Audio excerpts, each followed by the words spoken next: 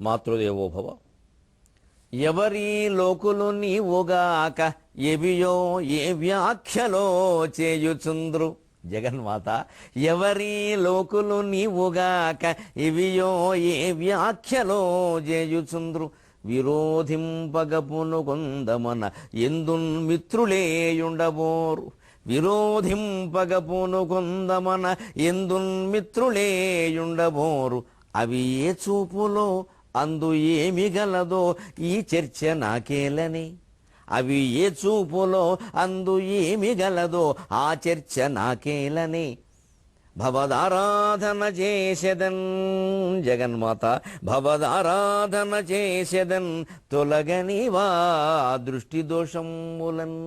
భవదారాధన చేసెదన్ తొలగనివా దృష్టి దోషములన్. ఏబిఎన్ ఆంధ్రజ్యోతి ప్రేక్షక మహాశయులందరికీ నవజీవన వేదం అనే కార్యక్రమంలో 373వ భాగానికి స్వాగతం పలుకుతుంది. హనుమంతుడు ఇప్పుడున్న స్థితికి ఈ ప్రార్థన సరిపోతుంది. ఆయన ఒక్కసారి సీతాదేవి దొరక్క నిరాశ నిస్పృహలకు లోనే ఏమని ఆలోచిస్తున్నాడు అంటే, ఏ మొహం పెట్టుకుని పెడతాం కిష్కింధకి? అసలు ముందు సముద్ర తీరానికి ఎలా పెడతాం? లంక వెళ్ళి ఏం వెలగబెట్టావోయ్ అని అందరూ అనరా? మేము ఏదో 10 మైళ్ళు అన్నాం, 10 యోజనాలన్నాం, 20 యోజనాలన్నాం, 50 యోజనాలన్నాం, పెద్ద మొగాళ్ళలాగా 100 యోజనాలను దూకడానికి వెళ్ళావు, ఏం చేసి వచ్చావు? సమయం వృధా అయింది అని అన్నరా? ఇందుకోసమా నేను వెళ్ళేది? తెరా కిష్కిందకెడితే, హనుమా నిన్ను నమ్మి ఉంగరం ఇచ్చానయ్యా, నీకు కూడా దొరకలేదా సీత? ఊరికే ఉంగరం వెనక్కి పట్టుకొచ్చావా? ఇంతేనా అంటే రామచంద్రుడి దగ్గర నా తల ఎత్తుకోవాలి. లక్ష్మణుడు ఏమంటాడు, సుగ్రీవుడు ఏమంటాడు? ముందు దక్షిణ సముద్ర తీరంలో వానరుడు సుషేనుడు, నీరుడు, నలుడు, అంగదుడు వీళ్ళు పొడి చేస్తారు కాకుల్లాగా. ఇగో ఈ ఆలోచన కూడా హనుమంతుడు లోనయ్యాడు. సుందరకాండలో ఉంది. సహజంగానే ఒక మహత్తరమైన కార్యాన్ని మనం సాధించాలనుకున్నప్పుడు కాస్త దెబ్బతినడమో వెనక్కి తగ్గడమో జరిగేసరికి వెంటనే వ్యాఖ్యానాలు వచ్చేస్తాయి, బంధువుల నుంచి, మిత్రుల నుంచి, శత్రువుల నుంచి చెప్పక్కల్లా. అనవసర పనులైనా చేస్తూ ఉంటాడండి ఆయన. అంతే, మొత్తం జీవితం అంతా ఇంతేనండి. ఇంక మొత్తం ఎన్ని రకాలు అంటకడతాడు. ఇంకా ఇలా చాలా వ్యాపారాలు చేశారండి. వద్దంటే వినండి, అన్నిటో దెబ్బతిండమేనండి మొత్తం. మళ్ళీ అదేనండి.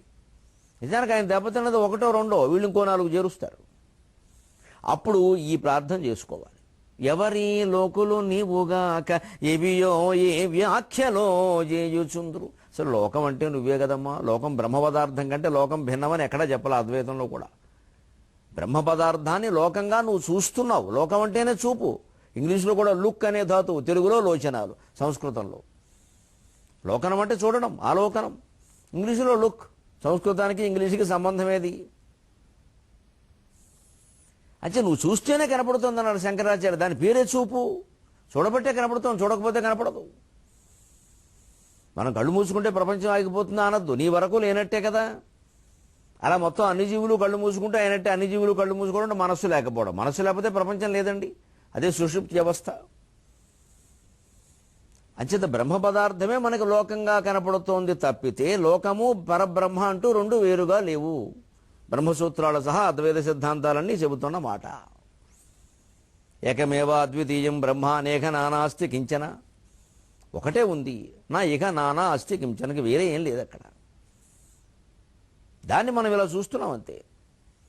ఒక పట్టకం ఎదురుగా పెడితే సూర్యకిరణాలు పడ్డాయని కూడా ఒక పట్టకం, ప్రిజం అంటారు. పట్టకం ఎదురుగా పెట్టామనుకోండి, అది 7 రంగుల కింద కనపడుతుంది. 7 రంగులు అందులో ఉన్నాయా? మనకు కనపడుతున్నాయి. మరి లేనిదే ఎలా వచ్చాయి అంటే ఉన్నాయి. ఇది ఉన్నప్పుడే అవి కనపడతాయి. అలాగే ఈ లోకమంతా పరమాత్మలో ఉంది. మనం చూస్తూ ఉండడం వల్లే కనపడుతుంది. ఆ మన చూపు ఆ లోకం ఉండడానికి మధ్యలో ఉన్నదే మాయా. అది గుణమయి, సత్వరజస్ తమో గుణాత్మకం. అందుకని లోకం కూడా పరమాత్మ స్వరూపమేగా. అంచేత లోకం అందరికీ మనం నచ్చ చెప్పాలనో, లేదా వాళ్ళ మాటలకి మనం బాధపడుతూనో, భయపడుతునో, లేదా వాళ్ళు ఏదో అంటే నిజంగానే పొగిడారని ఇది వాళ్ళ హృదయగతమైన అభిప్రాయం అని పొంగిపోవడము, వాళ్ళు ఏదో అనగానే కురింగిపోవడమో కంటే ఇవన్నీ నీ స్వరూపమమ్మా. ఏవియో ఏ వ్యాఖ్యలో చేయుచుంద్రు. విరోధింపగపును కొందమన ఎందున్ మిత్రులేయుండబోరు. ఎంత సన్నిహిత మిత్రులకైనా సరే మీ జీవితాలను మీరే పరిశీలించుకోండి. మీరు చేసిన పనులు అన్నీ నచ్చవు. నువ్వు చేసింది బాగానే ఉంది కానీ ఇలా అక్కర్లేదురా, ఇంకోలా చేయొచ్చు అంటాడు. లేదా మాట్లాడచ్చు కానీ అన్ని మాటలు అనవసరం అంటాడు. అది వారు మాట్లాడితే అది వేరుగా ఉంటుంది. రకరకాలు. అంచేత ఏ వ్యక్తికి ఆ వ్యక్తే చిత్తశుద్ధితో ఆలోచించుకోవాలి.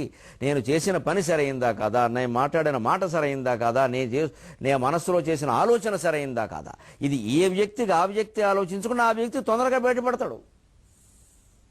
ఈ ఆలోచన చేసుకోవడంలోనే అమ్మవారి దర్శనం మొదలవుతుంది. అక్కడ ఆత్మవిమర్శ ఎప్పుడు మొదలైందో అక్కడే అమ్మవారి దర్శనం మొదలవుతుంది. అన్నీ స్వచ్ఛంగానే ఉంటాయి. ఇక ఆ పైన మహత్తరమైన లీల ప్రదర్శిస్తుంది ఆవిడ వీడి తరఫుని. ఎందుకంటే వీడు నిజాయితీగా ఆలోచిస్తున్నాడు కాబట్టి. అంటే పోనీ విరోధం పెట్టుకున్నాడు. ఇక లోకంలో స్నేహితులు ఎవరో ఉండరు. భార్యకు కూడా, భర్తకు కూడా, మనకు ఆత్మీయ మిత్రులు కూడా, కన్న సంతానానికి కూడా, కన్న తల్లిదండ్రులు కూడా మనం చేసిన అన్ని ఆలోచనలు నచ్చవు, మనం మాట్లాడిన అన్ని మాటలు నచ్చవు, మనం చేసిన అన్ని పనులు నచ్చవు. అంత మాత్రం చేత అవన్నీ మానేస్తామా? మనకు అవసరం అనిపించి చేశాం. అంచేత చేసే పని తానే 2-3 సార్లు ఆలోచించాలని చిన్నపిల్లలా? లేకపోతే అప్పటికి కూడా ఏదో అనిపిస్తే మనస్సుకి ఇలా ఓ ప్రార్థన చేస్తే సుఖంగా ఉంటుంది హాయిగా. ఎవరమ్మా ఈ లోకులు నువ్వు తప్పితే? వీళ్ళు ఏదో అన్నారని అందరితో విరోధం పెట్టుకుంటే ఇక స్నేహితులు అంటూ ఉండరు. ఇంకా అలాగని ఏదో మెచ్చుకున్నారు కదా అని అవే శాశ్వతం అనుకుంటే అవి కూడా నమ్మడానికి లేదు. అందుకని అవి ఏ చూపులో అందు ఏమీ గలదో ఆ చర్చ నాకేలని. ఒక్కోసారి దగ్గర వాళ్ళు కూడాను నా దృష్టే తగిలేలా ఉందిరా అంటారు. అది మెచ్చుకోవడమే, కానీ నిజంగా మరి ఆ దృష్టి తగులుతుందేమో మనకేమైనా తెలుసా ఇవన్నీ ఉన్నాయో లేదో? అంచేత వాళ్ళు ఏం చూస్తున్నారో, వాళ్ళ చూపుల్లో ఏముందో, ఇంత లోతుల్లోకి వెళ్ళిపోయి వాళ్ళు ఈ మాట అన్నారంటే దాని వెనకాల ఏమిటంటావు, ఆ ఉద్దేశం ఏమిటి, ఇవన్నీ కూర్చొని చర్చిస్తే రోజంతా ఈ పెంట కింద సరిపోతుంది. ఇక పంట ఉండదు జీవితంలో, పెంటే. మంచి చెడ్డ ఆహాహా ఈహీహి ఇవన్నీ ఈకే అంతే, ఇదే సరిపోతుంది. ఆశమ్మ బోషమ్మ, ఆత్మస్థుతి పరనంద. ఈవేళ ఉన్న అభిప్రాయం వాళ్ళకి రేపు ఉంటుందో లేదు, మనకి మాత్రం ఉందా? మనం దేని గురించో ఒక అభిప్రాయం చెబుతాం, అది రేపొద్దున మారచ్చు. పరిస్థితులు దానికే ఉంది. ఇది నాటకం ఆడక్కల, పరిస్థితులను బట్టి మారచ్చు. ఇలా అనుకున్నామండి ఇలా ఉంటుందని తెలియదు అనొచ్చు, అది నిజం కూడా కావచ్చు. అంచేతే లోకం భావాత్మకం జగత్. భావాలు ఎప్పుడూ శాశ్వతం కాదు, అందుకే జగత్తు మిథ్య. అనేక రకాలు నిరూపించవచ్చు ఆ విషయాన్ని, మనమో పట్టుకుని ఎడుతున్నాం కానీ దేని గురించి. అందుకనే అమ్మ భవదారాధన చేసేదన్ తొలగనివా దృష్టి దోషం మూలం. ఇది దృష్టి తగలడమే కాకుండా అసలు మనం వెతకడంలో, చూడడంలో, అన్వేషణ చేయడంలో ఉండే దోషం ఉంది చూడండి, అది కూడా అమ్మవారు తొలగించాలిగా. ఆ దారిలో మనం నడవడం ప్రారంభించినప్పుడు, భగవన్ మార్గంలో, ఆధ్యాత్మిక మార్గంలో, ఒక భగవద్ అన్వేషణలో, ఆత్మాన్వేషణలో నడవడం ప్రారంభించినప్పుడు దానిలో ఏమైనా ఆటంకాలు ఏర్పడితే తొలగించమని ఆవిడే ప్రార్థించాలి. అదే శరణాగతి. అప్పుడు తప్పనిసరిగా తొలగిపోతుంది. సూర్యుడు నమస్కారం పెట్టుకుని పూర్వం నడక ప్రారంభించేవారు ఉదయాన్నే. ఆ సూర్యకాంతి పడుతున్న కొద్దీ దోషాలన్నీ తొలగిపోయేవి. అంటే దోషం అంటే రాత్రి కూడాను ప్రదోషం అంటారు. అందుకనే సూర్యకాంతి పడుతున్న కొద్దీ పొద్దున్న 5:30కే బయలుదేరేవారు సూర్యోదయ కాలంలో. విడుతున్న కొద్దీ కాస్త నా బాలసూర్యుడు కాంతులు చురుక్కుమంటూ సరదాగా ఉండేవి. నెమ్మదిగా 12 అయ్యి కాస్త తీక్షణమైన స్థితికి చేరుకునేసరికి ఎక్కడో చెరువు చెట్టు చూసుకునేవారు. అక్కడ ఇంత మొదలు తినేవారు, ఆ చెట్టు కింద పడుకునేవారు. అడవుల్లో ప్రయాణం చేసినా వాళ్ళు ఆనందంగా ఉన్నారు, కారణం దానికి పక్కాగా నిర్ణయించుకున్నారు. అలాగే వెలుగు రేఖలు పడుతున్న కొద్దీ మనలో ఉండే దోషాలు తొలగిపోతాయి. దృష్టి దోషాలు అంతే. చీకట్లో చూడలేదండి సరిగ్గా, సూర్యకాంతిలో ఆ ఇబ్బంది ఉండదుగా, అదే దృష్టి దోషాలు తొలగడం. ఇక్కడ హనుమంతుడు కూడా అమ్మా నిన్ను వెతకడంలో నా దృష్టిలో ఏమైనా దోషం ఉంటే అది నువ్వే తొలగించాలి. భవదారాధన చేసేదన్ తొలగనివా దృష్టి దోషములన్. హనుమంతుడు అనుకుంటున్నాడు, ఏమిటి అసలు వాళ్ళేదో అంటారు, అంగదుడేదో అంటాడు, సుగ్రీవుడేదో అంటాడు, ఆ సముద్ర తీరంలో ఉన్న వాళ్ళు లంకెళ్ళి ఏం వెలగబెట్టావో అంటారు. ఇవన్నీ నేను ఊహించుకోవడం ఏమిటి, అసలు వాళ్ళు ఏం అనరేమో. అంచేత ఇంకా ఇక్కడ వెతకడం పూర్తి కాకుండా నేను ఎందుకు లోను కావాలి ఈ భావాలకి అనుకుని తనను తాను ఉత్సాహపరుచుకుంటున్నాడు. అందరూ గ్రహించాల్సిన విషయం, నిరుత్సాహంలో ఉన్నప్పుడు ఈ శ్లోకం చదువుకోండి, దీని అర్థాన్ని భావన చేయండి, వెంటనే నిరుత్సాహం తొలగిపోతుంది. అనిర్వేద శ్రియో మూలం అనిర్వేద పరం సుఖం అనిర్వేదస్తు సతతం సర్వార్థేషు ప్రవర్తక అనిర్వేదో హి సతతం సర్వార్థేషు ప్రవర్తక. అనిర్వేద, నిర్వేద అంటే ఒక రకమైన నిస్పృహ, నిరాశ. అనిర్వేద ఆ నిస్పృహ లేకపోవడం. సంస్కృతంలో ఆ చెప్పే విధానంలో అభివ్యక్తిలో ఒక ప్రత్యేకత ఏమిటి అంటే మంచిని నేరుగా మంచి అని చెప్పరు, చెడు కానిది అని చెబుతారు. అపాంసులానాం ధురికీర్తనీయ అంటారు, నేరుగా పతివ్రత అనరు. అపాంసుల అంటారు. పాంసుల అంటే దెబ్బతిన్న స్త్రీ అని అర్థం. ఏదో కొంచెం కలుషితమైన ప్రవర్తన కలిగినదని. పాంసు అంటే దుమ్ము ధూళి అని కూడా అర్థం ఉంది కదా. పాంసుల కొంచెం కలుషితమైన ప్రవర్తన కలిగింది. అపాంసుల అంటారు. పతివ్రత నేరుగా పతివ్రత అంటారు, ఇలా అంటారు. అనింద్య చరిత్ర అంటారు. నింద్యం కూడా ఉంది కదా, అంతే. చాలా మీరు కావ్యాల్లో చూడండి, అనఘా అంటారు. పాపము లేనివాడా అని ప్రతిపదార్థం చేసేటప్పుడు పాపము లేనివాడా అని అర్థంలో రాయొచ్చు. తాత్పర్యం రాసేటప్పుడు పుణ్యాత్ముడా అని రాయాలి. లేకపోతే ఎవరికైనా మామూలుగా మాట్లాడుతుంటే ఎవరితోనా మనం ఓ పాపము లేనివాడా, నేను ఇప్పుడు రామాయణం చెప్పేది అంటే ఒళ్ళు మండుతుంది వాడికి. నేను పాపం చేశానని మీకు ఎవరు చెప్పారండి అంటాడు. ఇటా సంబోధన ఏమిటి? పాపము లేనివాడా అంటూను. ఒక మహాసాధ్యుని పట్టుకుని తప్పుడు ప్రవర్తన లేనిదానంటే ఆవిడకి మంట రాదు. ఏమిటి ఆ మాట ఏమిటండి అంటుంది. తిన్నగా మొత్తం అంటే పోయేదానికి ఏమిటి ఆ మాట ఏమిటండి? కానీ ఒక రకమైన అభివ్యక్తి కావ్యాల్లో ఉంటుంది. అందుకే వాటికి ప్రతిపదార్థంలో అర్థం తెలియడం కోసం రాసిన అనఘహ నా అఘహ ఎస్సే సహా అని ఏదో రాసినా తాత్పర్యం రాసేటప్పుడు చాలా జాగ్రత్తగా పుణ్యాత్ముడా అని రాయాలి. అప్పుడు సుఖంగా ఉంటుంది వినడానికి. ఎందుకంటే ఈ వ్యతిరేకప్పుడు ఆలోచన ఎందుకు? అలాగే ఇక్కడ అనిర్వేద అంటే మనం ఉత్సాహ అని చెప్పుకోవాలి. ఉత్సాహం అనిర్వేద శ్రేయో మూలం. అందరం గ్రహించాల్సిన విషయం, ఉత్సాహంగా ఉంటేనే శ్రేయ మూలం. సంపదలకన్నిటికీ అదే ఉత్సాహమే మూలం. ఉత్సాహం సాహసం ధైర్యం బుద్ధి శక్తి పరాక్రమ షడైతే ఎత్ర తిష్టంతి తత్ర దేవోపి తిష్టతి. ఏతే షట్ ఎత్ర తిష్టంతి. ఉత్సాహము సాహసం అంటే వెంటనే చేయడం. ధైర్యం కాస్త ధైర్యంతో అంటే పిరిగితనం లేకుండా చేయడం. భయంతో చేస్తే ఆ పని పాడవుతుంది. బుద్ధికి తెలివితేటలు ఉపయోగించడం. శక్తికి శారీరక శక్తిని కూడా ఎంతో ఉపయోగించాలో అంతా ఉపయోగించడం. పరాక్రమగా ఎవరినో తలబదలు కొట్టమని అర్థం కాదు. ఇతరుల కంటే ముందుగా దూసుకొని పోవడం. ఆక్రమ చొరవ అంటారు దీన్ని. ఇనిషియేటివ్ అంటారు దీన్ని ఇంగ్లీషులో. ఉత్సాహము సాహసము ధైర్యము బుద్ధి శక్తి పరాక్రమం ఈ 6 ఎక్కడ ఉంటాయో షడైతే ఎత్ర తిష్టంతి తత్ర దైవోపి తిష్టతి. దైవానుగ్రహం అక్కడ ఉంటుంది. ఇప్పుడు దైవానుగ్రహం మన చేతుల్లో ఉందా, అదే కొండలు కోనలు పుట్టలు చెట్ల చేతుల్లో ఉందా? మన చేతుల్లో ఉంది. అది హాయిగా నీ చేతుల్లో ఉంది, నువ్వు సాధించుకోవయ్యా అని చెబుతోంది సాహిత్యం అంతా. మనం గాలికి వదిలేసాం దాన్ని. ఎందుకంటే మనకు సుఖంగా ఉంటుంది దేని మీదో బారేస్తే. ఎవరి మీదో ఏ గురువు మీదో కొండ మీదో కోన మీదో నది మీదో దేని మీదో బారేస్తే అక్కడికి వెళ్ళగానే ఏదో అయిపోతుందని నమ్మకం పెంచుకుంటే సుఖంగా ఉంటుంది ప్రాణానికి. ఇక మనం ఏం చేయక్కల, కబుర్లు చెప్పుకుంటూ కూర్చోవచ్చు. అందుకే ఈ మార్గం కొంచెం కష్టం, వెంటనే మనస్సుకు నచ్చదు. కానీ ఉండేది ఈ మార్గమే, శాశ్వతమైనది ఈ మార్గమే, సత్యమైంది ఈ మార్గమే. అది శాస్త్రమే చెబుతాం స్పష్టంగా. అనేక సుభాషితాల్లో కావ్యాల్లో కూడా ఉందన్నమాట. ఉద్యోగినం పురుష సింహం ఉపైతి లక్ష్మీ దైవేన దేయమితి కాపురుషా వదంతి. ఎంత స్పష్టంగా చెప్పారు. ఉద్యోగినం పురుష సింహం ఉపైతి లక్ష్మీ దైవేన దేయమితి కాపురుషా వదంతి. దైవం నిహత్య కురు పౌరుషమాత్మశక్త్యా యత్నే కృతే యది న సిద్ధ్యతి కోత్ర దోషః. యత్నే కృతే యది న సిద్ధ్యతి కోత్ర దోషః. ఉద్యోగినం పురుష సింహం ఉపైతి లక్ష్మీ. సంపదలు ఎప్పుడు కూడా ప్రయత్నం చేసిన వాడినే వరిస్తాయి. ఉద్యోగినం అంటే ఉద్యోగం చేయడం అని అర్థం చెప్పకూడదు, ప్రయత్నం అని అర్థం పూర్వకాలం. ఇప్పుడు ఉద్యోగం అనుకున్నా నష్టం లేదు. ఏ ఉద్యోగం చేయకపోతే డబ్బు ఎలా వస్తుందండి? దైవేన దేయమితి కాపురుషా వదంతి. దీనికి కొంతమంది ఏమంటారంటే బద్ధకస్తులు, ఆ దేవుడు ఇస్తే గానీ ఏది రాదురా, దేవుడు ఇస్తే గానీ ఏది రా, అంతవరకు వీడి కాడికి కూర్చోవాలా? ఆ ప్రయత్నాన్ని ఎంతసేపు పెద్దవాళ్ళు కూడా ప్రోత్సహించాలి.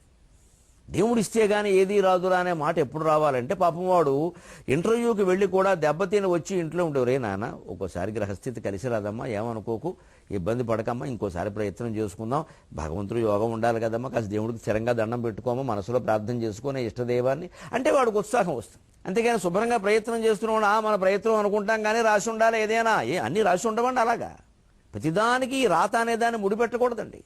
రాత గజుడుకర్త చేతకు తాగర్త అన్నారు అనే సుభాషితాల్లో.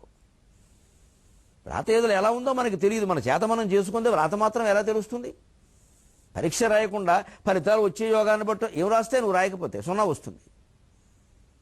పురుష ప్రయత్నానికి దైవానుగ్రహానికి సమన్వయం చేసుకోకపోతే గోతులో పడిపోతాం, నిర్వీర్యమైపోతాం. కొందరు మనుషులైతే పర్వాలేదు, మొత్తం జాతి అయిపోతుంది ఈ మధ్య. ఇంకా జాతకాలు వాస్తు రకరకాలు పెరగడం వల్ల ఈ నమ్మకాలకు అవి తోడయ్యాయి. ఇంకా అసలు ఇంట్లోకి వచ్చినప్పటి నుంచి ఏమిటో అలా అవుతున్నాయి, ఇల్లు మారిపోండి. ఏళ్ళు నడిచే నడుస్తుంది, అదే ప్రమాదమే లేదంతా, చాలా మేలు చేస్తుంది శని. మన నీరసానికి, మన ప్రయత్న రాహిత్యానికి, మన అవగాహన లోపానికి వేటి మీద తోసేయకూడదండి. అలా చెప్పట్లేదు సుందరకాండ, ఏ భాగవత గ్రంథం కూడా స్పష్టంగా ప్రయత్నం చేయమని చెబుతుంది, ఉత్సాహంతో ఉండమని చెబుతుంది. పైగా దైవేన దెయ్యమిది కాపురుషా వదంతి, మాటి మాటికి దేవుడు ఇస్తాడు చేతకాని వాడైన మాట నువ్వు అనర్థం చెబుతోంది. దైవం నిహత్య కురు పౌరుషం ఆత్మశక్త్యా, దైవం నిహత్య అని దేవుడిని అర్థం చెప్పకూడదు. అక్కడ విధి, ఆ విధి ఏదో రాసి పెట్టుంది లిఖితం అని పక్కనేటో. దైవం నిహత్య కురు పౌరుషం ఆత్మశక్త్యా, ఎంత ప్రయత్నం చేయగలవు అంత ప్రయత్నం చేయి.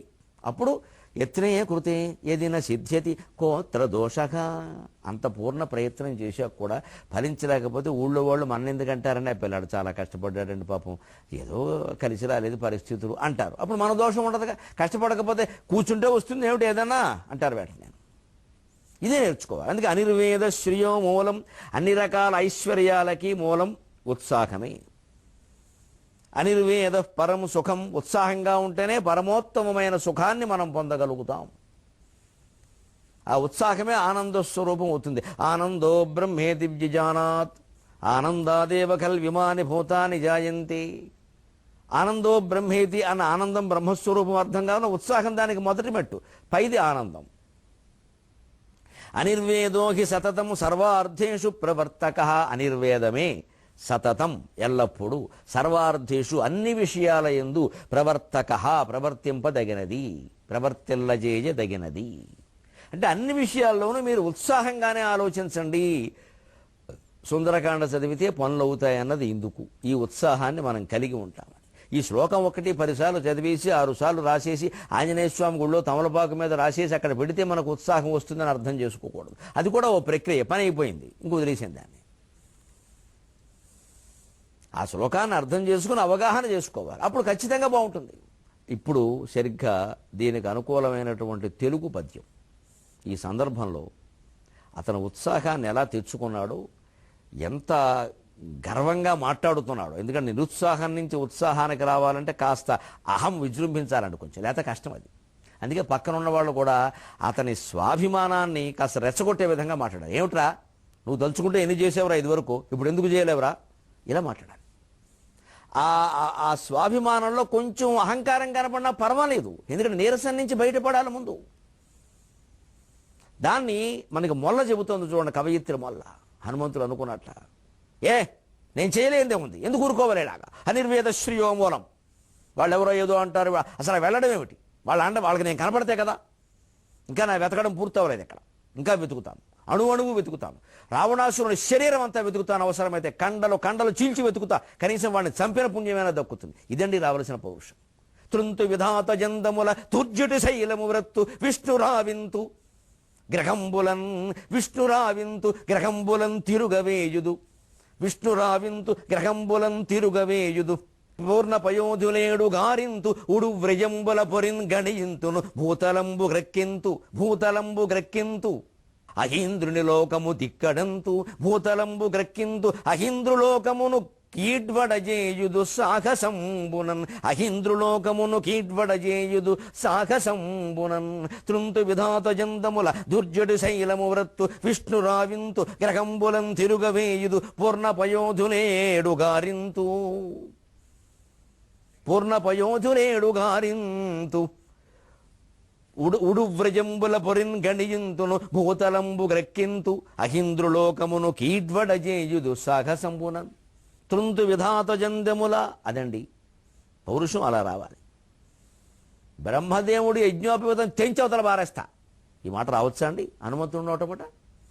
బ్రహ్మవర ప్రసాదితుడు అంటే పౌరుషం మనం తెచ్చుకోవలసి వచ్చినప్పుడు అవసరమైతే దేవుణ్ణి కూడా ధిక్కరించాలి. అది ఆ స్థాయిలో ఉంటే తప్ప నడవదు కథ.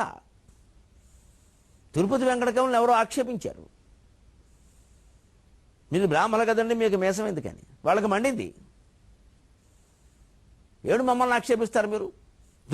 దోసమటంచరింగియును దుందుడు గొప్పగా పెంచినారమీ మీసము, 2 భాషలకు మేమె కవీంద్రుల మంచు దెల్పగా, 2 భాషలకు మేమె కవీంద్రుల మంచు దెల్పగా, రోసము గెల్గినన్ కవి వరుల్మము గెల్వుడు గెల్చిరేని ఈ మీసము తీసి మీ పద సమీపములన్ తలలుంచి చూపమే, ఈ మీసము తీసి మీ పద సమీపములం తలలుంచి మ్రొక్కమే. అవునండి మేము బ్రాహ్మణమే, మా ఇష్టం మేము పెంచుకున్నాం, ఇక అన్నీ మీ నిబంధనల ప్రకారం మేము ఉండాలా? బ్రాహ్మణైన పాపానికి మాకేం పౌరుషాలు ఉండవా, ఉత్సాహాలు ఉండవా? కూర్చుంటాం ఇలా తల ఉంచుకుని. మండిందండి వాళ్ళకి. ఏం పౌరుషం! నిజంగా అలాగే తట్టుకున్నారు. కొప్పరపు కవులు వచ్చారు పోటీకి, వెంకటరామకృష్ణ కవులు వచ్చారు, తట్టుకున్నారు. మహత్తరమైన సాహిత్యం వచ్చింది. గుంటూరు సీమ, గీరతం, బ్రహ్మాండమైన కావ్యాలు వచ్చాయి. వాళ్ళ తగాదాలన్నీ పద్యాలుగా కావ్యాలుగా మారాయి. దురదృష్టవశాత్తు ఒక పండితుడు వలన తగాదా పెట్టుకుంటే సాటి పండితుడు లేక ఇవాళ పద్యాలు కుళ్ళిపోతున్నాయి. కుళ్ళు మాటలు వస్తున్నాయి, పద్యాలు రావట్లేదు. ఎందుకంటే పద్యం వల్లే శక్తి ఎవడుకుంది? మాకుంది, మాకేమనుమానం. మేము అవధానమూర్తులము మిసముద్రువటమాదు లక్షణంబు. వారిలాగా నేను అవధానమూర్తులు, మిసం దువ్వుతాం పాండిత్యం కోసం, జ్ఞానం కోసం. తప్పనిసరిగా పౌరుషం సమస్య లేదు, ఓడిపోయే సమస్య లేదు. వెనకాల జ్ఞానాన్ని పాండిత్యాన్ని నమ్ముకున్నవాడు ఓడిపోడు. ఆ జ్ఞానం వెనకాలే అమ్మవారు ఉంటుంది. ఆ అవధానుల వారసత్వం అది. అజ్ఞానం ప్రవహిస్తుంటే చూస్తూ ఊరుకోలేం, అపాండిత్యం ప్రవహిస్తుంటే అసలే ఊరుకోలేం. అది పౌరుషం వాళ్ళకి వచ్చి. ఆ పౌరుషంలో భాగంగా వాళ్ళు పొరపాటు చేశారు. కవి వరుల్ మమ్ము గెల్వుడు అన్నారు. అది పౌరుషంలో వస్తుందండి. ఒకసారి మీ మీసం, ఒకటి తెలుగు మీసం, ఒకటి సంస్కృతం మీసం, రండి ఎందులో ఎదురిస్తారు అన్నారు. వచ్చిన వాళ్ళు 2 మీసాలు ఉండేట వాళ్ళు. ఒకటి ఉండడమే తప్పు. ఒకటి తెలుగు మీసంట, ఒకటి సంస్కృతం మీసంట. 2 భాషలకు మేమే కవీంద్రుల మంచు దెల్పగా అన్నారండి. కానీ ఇలా వచ్చేసరికి కవి వరుల్మము గెల్వుడు అని వేశారు. వెంటనే గిడుగు రామూర్తి గారు పడుకున్న తర్వాత, ఏమండి కవివరులు ఏమిటండి? ప్రథమా విభక్తి బహువచనం కదండి. కవివరులు. గెల్వుడు ఏమిటండి? మధ్యమ పురుష ఏక బహువచనం కదండి. కర్తేమో మీరు ప్రథమా విభక్తి ఉత్తమ పురుషులు వేస్తారా? ఉత్తమ పురుష బహువచనంలో వేస్తారా కవివరులని? గెల్వుడు అని మధ్యమ పురుషులు వేస్తారా? ఇదేం వాక్య నిర్మాణం అన్నారు.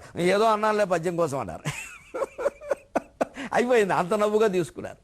అంటే ఒక్కోసారి ఈ ఆవేశం వచ్చినప్పుడు ఆ పౌరుషం వచ్చేస్తాయి. రానివ్వాలి. బాగుంది, దానికే తప్పు చేస్తూ ఒప్పుకుంటాం, నవ్వేసి ఊరుకుంటాం. అన్నీ అమ్మవారి లీలలే. ఈ తేలికదనం, ఈ తేలిగ్గా తీసుకోవడం అనే తత్వం ఉంటే ఎంత ఆవేశపడినా పర్వాలేదు, ఎన్ని పౌరుషాలు వచ్చినా పర్వాలేదు. ప్రజలకు కాస్త మంచి సాహిత్యం అవుతుంది. 4 పద్యాలు వస్తాయి బయటికి. ఆ పోటీ ఏదో పద్యాలు కనబడితే పెట్టుకుంటే ఉపయోగం ఏముంది? ఏమి రాదు. అందుకని వాళ్ళు పెట్టుకున్నారు అలాగా త్రుంతు విధాత జందముల. బ్రహ్మదేవుడు యజ్ఞోపవేతం, బ్రాహ్మణులకి మొత్తం దిక్కు బ్రహ్మదేవుడు. మామూలు బ్రాహ్మణులకి కోపం వస్తుంది, యజ్ఞోపవేతం జోలికి వస్తానంటే. బ్రహ్మదేవుడికి రాదు, వచ్చింది. ఈయనకింత పౌరుషం అవ్వాలంటే అంతే. దుర్జటి శైలమూరత్తు, శివుడు కొండ పగలగొట్టి బారేస్తా. ఆంజనేయుడు అనవలసిన మాటే రుద్రవీర్య సముద్భవ. అలా అంటే కానీ పౌరుషం రాదంతే. అప్పుడు అన్న మాటలు, ఆ ప్రతిపదార్థాలు పట్టించుకోకూడదు. దాని ఉద్దేశ్యమే ప్రధానం. తనను తాను ఉత్సాహపరుచుకుందుకు ఈ మాటలు అంటున్నాడు. విష్ణురావింతు, వైకుంఠుడిని కిందికి దింపేస్తా. గ్రహంబులం తిరుగవేయుదు, బృహస్పతిని బుధుణ్ణి మొత్తం ఇలా కింద నుంచి పైకి తిప్పేస్తా. అంత పౌరుషం వస్తే కానీ ముందుకు వెళ్ళదు కథ. ఎంత నిరాశ వచ్చింది. మనం ఎవరైనా సరే జీవితంలో నిరాశ వస్తే మనల్ని మనం అలా ఉత్సాహపరుచుకోవలసింది. అందుకే సుందరకాండ, అందుకే మొల్లరామాయణం, అందుకే విశ్వనాథ రామాయణం. విష్ణురావింతు గ్రహంబులం తిరుగవేయుదు, పూర్ణపయోధులు ఏడుగారింతు. పూర్ణపయోధులు లవణేక్షు స్వరాసర్పదధిక్షేర జలార్ణవాహ. పెరుగు సముద్రం, పాల సముద్రం ఏవో లెక్కలు చెబుతున్నారే, మొత్తం అన్ని కారించి పారేస్తా, కలగుండు చేసేస్తా, ఓదాంటే ఓడి కలిపేస్తా. ఉడువ్రజంబుల పొరిన్ గణియుంతును, నక్షత్రాలు మొత్తం లెక్క పెట్టి బ్రహ్మదేవుడికి లెక్క చెబుతా. ఇంతవరకు చుక్కలు లెక్కెట్టావా? ఇదిగో లెక్క 36,49,32,632 అని చెబుతాడు లెక్క. ఎలా చెప్పవయ్యా అంటే, కావాలంటే లెక్కెట్టుకుంటాడు, గొడవ లేదు, ఆయన వల్ల అయ్యేది కాదు. అది లెక్క అలాగే చెప్పాలి. ఒకసారి కావాలంటే లెక్కెట్టుకోమంటే చస్తాడు 10 ఏళ్ళు, తీరేది కాదు. అది కాదు. నాకు తప్పని తెలిసినప్పుడు కదా నీ వాదన రైటు. తెలుసుకో, వాడే పోతాడు. కానీ టక్కుమలో అంకి చెప్పియాలి. అందుకే చెప్పేస్తాం, లెక్కటి చెప్పేస్తాం. ఉడు వ్రజంబల పొరిన్ గణియింతును,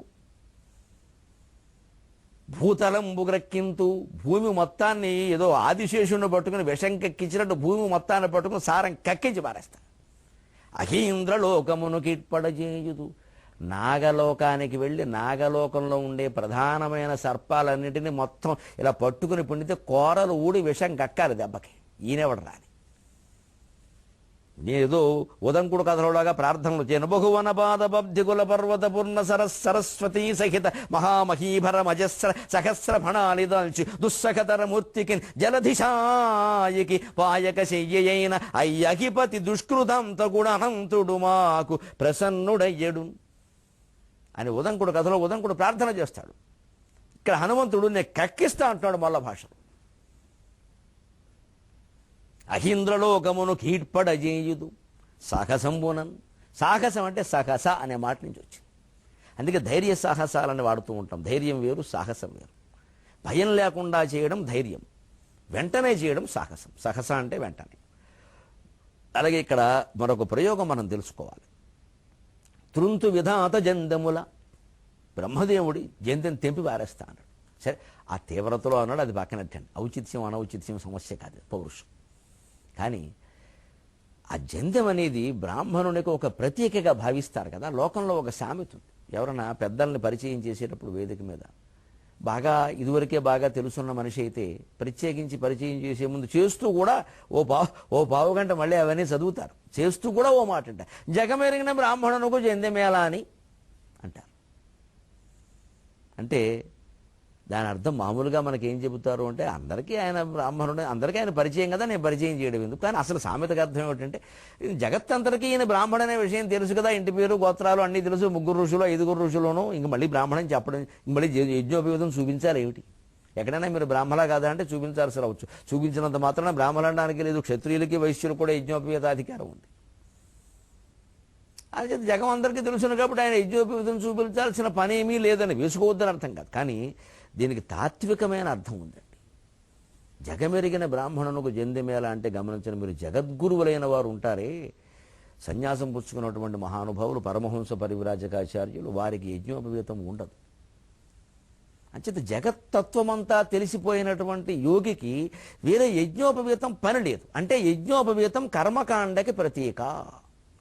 అందుకే బ్రాహ్మణాదులకి దాన్ని ఉపనయన సమయంలో వేసి మళ్ళీ చితి మీద పెట్టినప్పుడు తప్ప తీయరు. అంతవరకు ఆయన ఏదో కర్మ చేస్తూనే ఉండాలిగా, మానడానికి వీలేదుగా. ఆ యజ్ఞోపవేతం తీసేక సన్యాసిని మనం సంధ్యావందనం చేశావా అని అడగకూడదు. పలానా యజ్ఞం చేశావా, అశ్వమేధం చేయరు వాడు ఇంకా. అంటే ఎందుకని ఈ కర్మ ద్వారా జగత్తత్వం తెలుసుకోవాలి. ఉట్టినే వేసుకుని తిరగడం కాదు, ఉట్టినే అలాగే జీవితాంతం ఇంకా అలాగే చేసుకుంటూనే ఉండడం కాదు. ఆ చేసుకున్న దాని నుంచి తత్వం గ్రహిస్తే తర్వాత సన్యాసాశ్రమం పుచ్చుకుంటారు, అప్పుడు యజ్ఞోపవేతం కూడా ఉండదు. జగమెరిగిన బ్రాహ్మణునకు జందెమేళ, జగత్తత్వం అంతా తెలిసినటువంటి బ్రహ్మజ్ఞానికి యజ్ఞోపవేతంతో పని ఏమీ లేదు. ఇంత గొప్ప తాత్విక అర్థం కూడా అందులో ఉంది. ఇటువంటి విశేషాలతో మళ్ళీ మనం 23:30 గంటల్లో కలుద్దాం. అంతవరకు తెలుగులో మాట్లాడదాం.